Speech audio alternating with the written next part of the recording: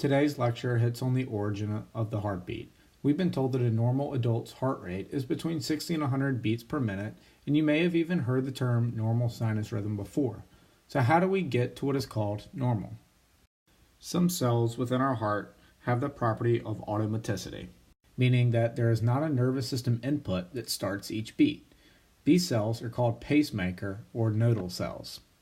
The heart operates under the principle that the first to fire wins the battle, meaning that the first cell to depolarize will initiate the heartbeat.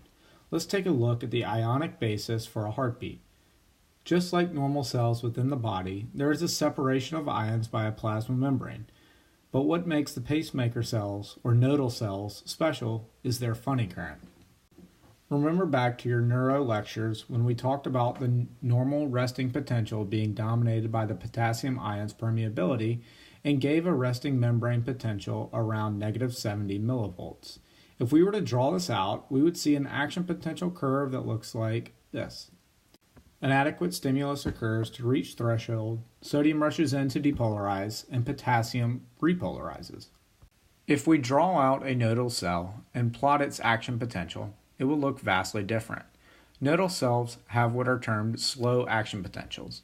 This group of cells in the SA and AV node rely on a resting membrane potential dominated by a potassium ion like other cells, but they have what is called a funny current. This is a sodium channel that is opened up when the cell is hyperpolarized around negative 60 millivolts. This allows sodium to diffuse into the cell, raising the membrane potential slowly, eventually reaching the threshold point. This then triggers the opening of L-type calcium channels and a full depolarization event occurs. Potassium channels again open up slowly and eventually return the cell back to its hyperpolarized state. This hyperpolarized state re-triggers the funny current's leak or sodium diffusion, starting the next heartbeat.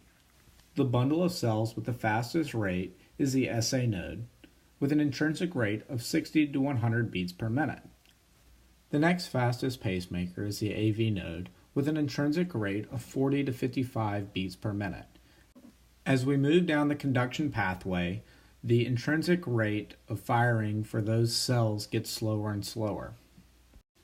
Most people are familiar with the conductive pathway within the heart, but we will review it for today and expand upon it in the next lecture.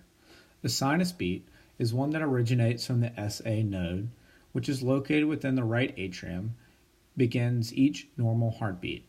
From here, electricity is transmitted through the atria into the AV node.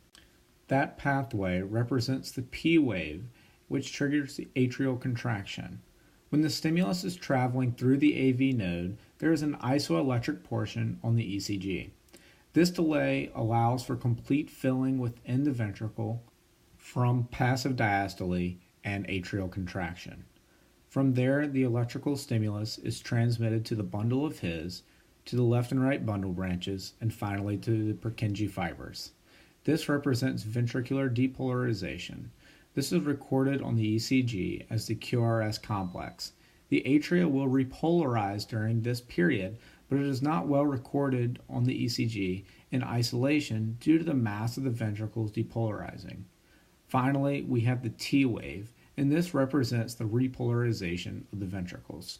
Knowing the ionic basis and nervous system influence for these nodal cells is critical for understanding the pharmacological treatment options available. All of these waves and intervals have standard timing requirements, and you should be able to recognize normal and abnormal. You should also go back and review the diagram that overlays all the cardiac events in respect to their timing, including blood movement, ECG, and conductive pathway. Thank you again for watching, and good luck in your studies.